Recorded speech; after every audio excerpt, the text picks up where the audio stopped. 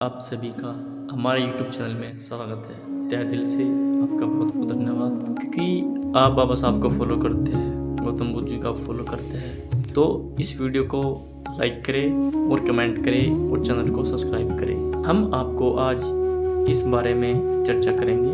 हम आपको सिद्धार्थ गौतम किस प्रकार बोधिसत्व से बुद्ध बने, हम आपको A to Z पूरे भाग टू भाग आपको हम बताएंगे।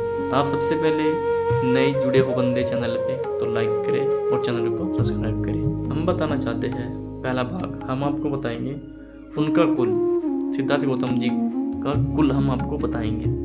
में देखने पर हमें याद होता है कि ईसा पूर्व 6ठी शताब्दी में ऊंचा प्रभुत्व संपन्न राज्य नहीं था। देश अनेक छोटे बड़े राज्यों में बटा हुआ था। इनमें से कुछ राज्यों में प्रत्येक पर जहाँ पर अकेले राजा का अधिकार था, वहीं कुछ पर किसी अकेले राजा का अधिकार नहीं था। जो राज्य राजाओं के अधीन थे उनकी कुल संख्या 16 थी। उनके नाम थे अंक, मगध, काशी, कौशल, वंजी, मल्ल, छेदी, वस्त, पुरु, पचंगाल, मत्स्य, सुरसेन, अस्मक, अवंती, गांधार तथा काम्बोज।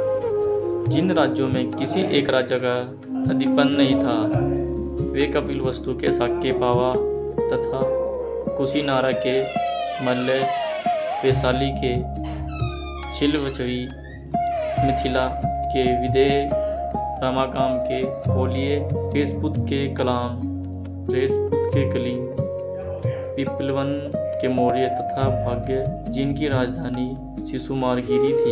जिन राज्यों पर किसी एक राजा का अधिकार था वे जनपद कहलाते थे, और जिन राज्यों पर किसी एक राजा का अधिकार नहीं था वे संघ या गण कहलाते थे।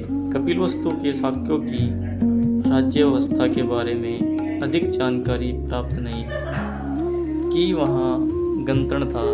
वैसे इतनी जानकारी तो स्पष्ट रूप से है ही कि शाक्यों के गणतंत्र में कई शासक परिवार थे और वे एक के बाद एक कर्मन शासन करते थे।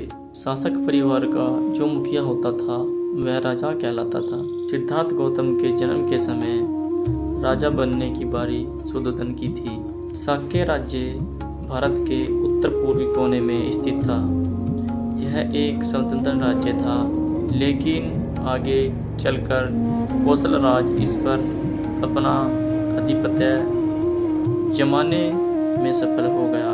इसका परिणाम यह हुआ कि कौशल राज की स्वीकृति के बिना शाक्य राज्य के लिए अपने कुछ राज्य अधिकारों का उपयोग संभव हो गया।